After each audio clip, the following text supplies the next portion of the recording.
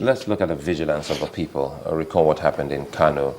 Two of them, two suicide bombers that went to the GSM market. Yeah. I think one caught the eagle eye of the people who were around the marketplace, yes, to the extent that not too much of damage was recorded there. Yes. So it comes back to vigilance of those that were there. Yes. How well have we been able to do all of that? But, you know, sometimes time was, you see someone lurking around your street or your neighborhood, you don't even ask questions, you don't even have the, you know, capacity to describe the person just in case anything happens. Yes. How well have we been able to imbibe this new culture, this renewed awareness that we should always question things and speak up and speak out when we see any suspicious action or human around our neighborhood?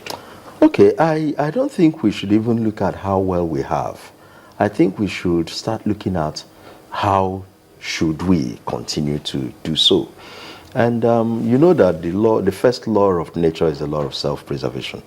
Now that this has, you know, dawned on us, living with us over these years, people themselves want to know what they should do and are beginning to devise ways and means of doing that.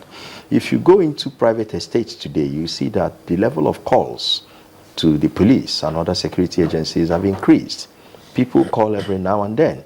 I remember in one occasion I saw a bullion van driving to my estate. I called the police and I stood by.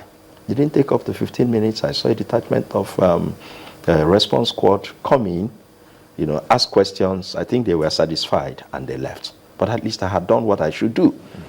You know, it was strange for a bullion van to come into an estate. What are you coming there to do? To discharge some money? It was left for the security agencies to know that they didn't come to discharge money. For whatever reason, that driver drove in a bullion van into an estate. At least they were satisfied that nothing wrong had happened. That is the way it goes. I was satisfied I had done what I am supposed to do in case that man was coming to discharge money or any other bullion, you know, in a private estate. Now, the people should be taught continuously. We don't stop. We go to the mosque every Friday. We go to church every Sunday. There are weekly services in every church. So church service is not just about the Sunday thing or Saturday thing now. So it means that there is the need for us to continue to tell this story that has been told in churches for over 2,000 years. You know, let us keep telling ourselves that security is our responsibility. Let's not get tired of hearing this sermon anymore. And that is where private security practitioners come in, criminologists, criminal psychologists. They are all over Nigerian universities and institutions. Okay, we need to start engaging them now to decode security practice, print and label in a language the common man can understand. All right, just a moment, Mr. Ubani. Okay. You've consistently raised the issue of private security practitioners. Yes. Do you think the issue of security, which is the responsibility of a government to its people, should be privatized? And is this what obtains in other crimes? Okay. And why? Okay. When you say privatization, it's not new anymore. For a very long time, security had been privatized, but this is just one aspect of security. If you go to the Civil Defense Office today, you see the number of people queuing up to apply for licenses to operate private guards. That is security. But what has happened is that we have reduced this to, you know, men opening and closing gates in private homes and in estates and businesses. We have not focused well enough on intelligence gathering. And that is another aspect of security. In fact, that is the aspect government security agencies need most to enforce the law, to take action when they gather information. Now, I agree. I subscribe to this privatization, but not in the way we have done business, not in the way we have privatized business. I am looking forward to the engagement of some knowledgeable private security practitioners to render services, especially on intelligence, I am not giving intelligence. What I am giving is information. So, it is government, the agency themselves, that will process that information and make intelligence out of the information I have given. So, the way we have privatized guards, gatemen, we also need to privatize information gathering. Now, what would we achieve in that? When a police officer goes into a motor park to ask questions, to interact, he doesn't get as much that he would have gotten if he were a bus conductor himself. So what do we need? Security men working as bus conductors, working as drivers, joining the National Union of Road Transport Workers. Over a long period of time, you will be amazed at the quantum of information you get. What about those selling agbo? For a very long time, we have gathered, we know that they move arms from one location, from one point to another. For robberies the local help center? Yes, yes. For robberies, because it is difficult for a group of armed men to move their shotguns from the bus stop here to the other. So you deploy an agbo seller, puts it in the basin, covers it, and he moves it to a location where you take it up from there.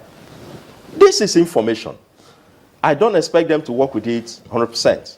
But when you get such an information, put your eye down, you sieve the intelligence, and you take it. You know, what about horticultural gardens? Very quiet bed. From incest to assemblage of firearms inside horticultural gardens. You pass them, you don't even notice they exist. But these are places where people keep arms and still come back, use them at night and in the day. Very few people access horticultural gardens. You know, very quiet information places. is key here, Mr. Ubani. So there is the need for us to engage private practitioners who can on their own think out of the box, who are not mandated by the deadline, by the routine, by the parade, by training, by answering to your boss. Some of us are just there, sitting sometimes in the beer parlors, in churches. When I go to church, I sit down there to look at the security aspect of worship.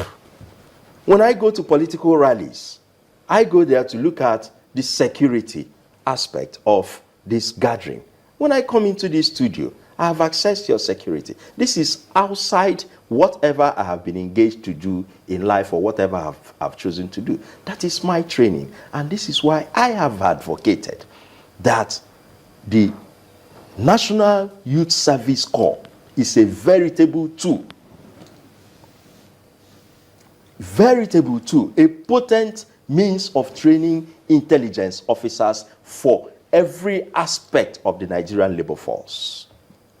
Within the 1 year, train these people, focus on intelligence. Let's forget some other things on the curricula. Focus on intelligence. Within 9 months to 10 months, you are in National Youth Service, you are stepping out a trained intelligence officer. Be you in the bank, be you in the oil company, be you in the DSS or in the army, you are coming from a background of intelligence. So you don't sit in the market and you're taking unawares. Let me tell you, some of the reasons why some of these young men, criminals, are always at large, difficult to apprehend, is that they're very intelligent. Their hunch, their instincts, they come into a place, within 15, 20 minutes, something tells them that if you don't leave here now, something happens to you. And he leaves. Soon after, the police come in, and he's not there anymore. You will feel someone told him to leave. No, he's living on instinct. That is some level of natural, instinctive, intuitive intelligence, which he is applying to his negative trait. And it's working for him. I'm looking at intelligence again, and I was trying to put that side by side with information gathering we talked about. And if you look at what has also come to the fore about missing girls away from Chibok girls, you realize that there's hardly any time they go out that they don't kidnap some of those girls. The parents of some of these ones, do they come up to say, my child is missing? Do we have numbers of those that are missing?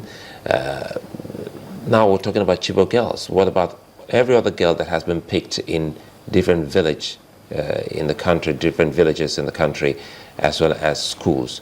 How well can we get information from parents and even guardians to come up to tell us who exactly is missing, knowing full well that we don't have an adequate data to know who is not here and who's gone out? Yes, the issue of the Chibok girls, and indeed that of missing children across the country, is a very pathetic one. I feel so sad each time I remember that these girls are not sane. We have raised a number of hypotheses on this issue. Some think it was political, the Chibok girls does not exist. We know that their names and pictures were published at a time, and faces were placed on those numbers. We also know that parents exist, but there is something about time. After some time, wound heals. If it doesn't heal, the body gets used to it and lives with it. These parents are living with this pain and have moved on with life. It's just that some passionate individuals, like the Dr. Sekwesili, still believes that we shouldn't let this be washed under the carpet, irrespective of who is in government. And she has continued to champion this cause. I hope and wish that we find them.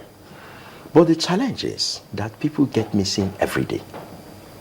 Yes, it is painful enough, disgraceful, it is scandalous that 200 and something girls got missing in one day.